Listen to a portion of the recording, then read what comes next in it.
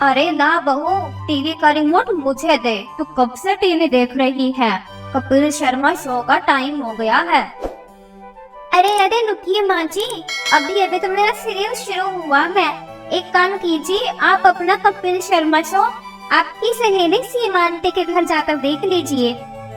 अरे तो खुद क्यों नहीं चली जाती अपनी उस नकचड़ी सहेली बिमला के यहाँ? हाँ, मुझे आई भेजने वाली।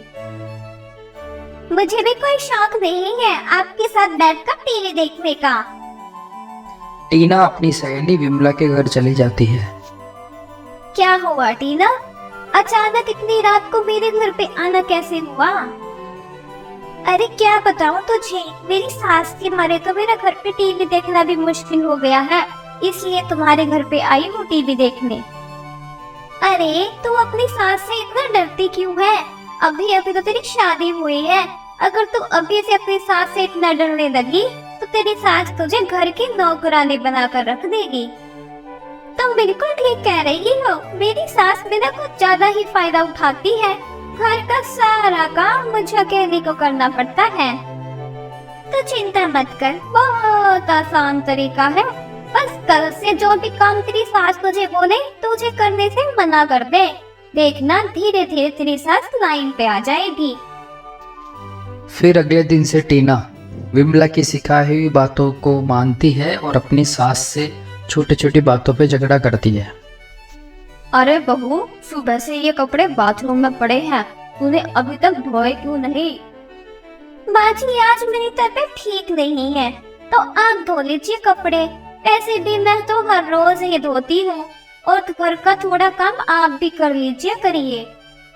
कितने बदतमीज है तू, बहू होकर अपनी सास से कपड़े धुलवाएगी? ये तो इस घर में कभी भी नहीं हो सकता। तो ठीक है, कपड़े इसी तरह से पड़े रहने दीजिए, मुझे कोई फर्क नहीं पड़ता। मैं चली अपने कमरे में। अरे टीना, तुमने अभी तक मेरे कपड़े नहीं धोए, मैं ऑफिस में क्या पहन कर जाऊंगा? सुनिए जी, अपनी माँ से कहिए कि घर के कामों में मेरा हाथ बढ़ाया करे, या फिर मेरे लिए एक नौकरानी का इंतजाम कर दो। मैं इस घर का सारा काम अकेले नहीं कर सकती।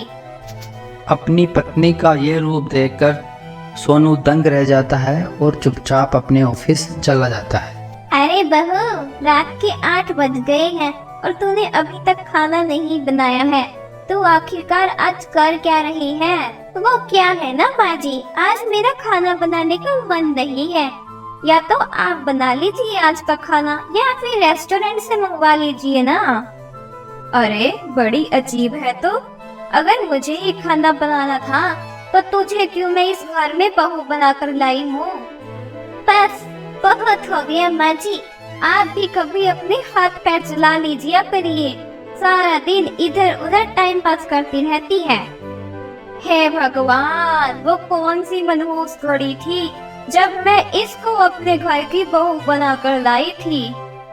अरे माँ जी, किस्मत तो मेरी फूट गई है जब मुझे आप जैसी सास मिली है। फिर दोनों एक दूसरे से नाराज हो जाती है और सास रूठकर अपने कमरे में चली जाती है। थोड़ी देर के बाद सोनू और उसके पिताजी ऑफिस से घर के लिए आते हैं।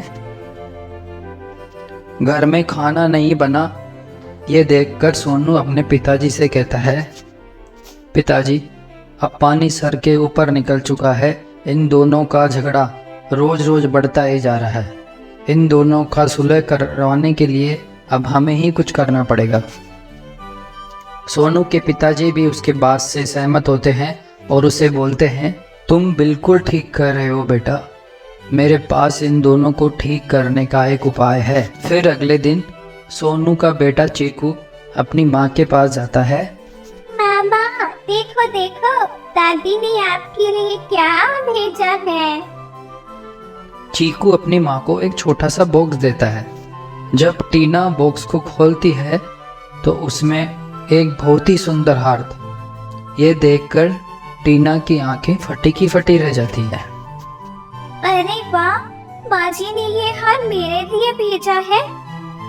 हाँ माँ, दादी पड़ोस में अपनी सहेली से कह रही थी कि मेरी बहू बहुत अच्छी है, मेरा बहुत ध्यान रखती है और घर का सारा काम अकेले संभाल लेती है। अच्छा माँ, अब मैं खेलने जा रहा हूँ। चीकू वहाँ से चला जाता है और थोड़ी ही देर बाद अपनी दादी के कमरे में जाता है। दादी दादी देखिए, माँ ने आपके लिए क्या भेजा है। चीकू अपनी दादी को एक थैला देता है जिसके अंदर एक सुंदर सी साड़ी होती है। अरे बहू, इतनी सुंदर साड़ी मेरे लिए लेकर आई है। हाँ दादी, माँ तो अपनी सहेली विमला से कह रही थी कि मेरी सास तो बहुत अच्छी है, मेरा बहुत ख्याल रखती है। टीना की सास तुरंत उठकर टीना के कमरे में जाती है और उसे कहती है, अरे बहू, मुझे माफ कर दे, मैंने तुझे समझने में बहुत बड़ी गलती कर दी। अरे माँ जी, आप ये क्या बोल रही हैं? माफी तो मुझे मांगनी चाहिए, आप तो मेरी माँ के समान हैं। और फिर दोनों सास बहू खुशी खुशी एक दूसरे को गले लगाती है। सोनू और उसके पिताजी दूर खड़े हुए ये नज़ारा देख रहे होते हैं।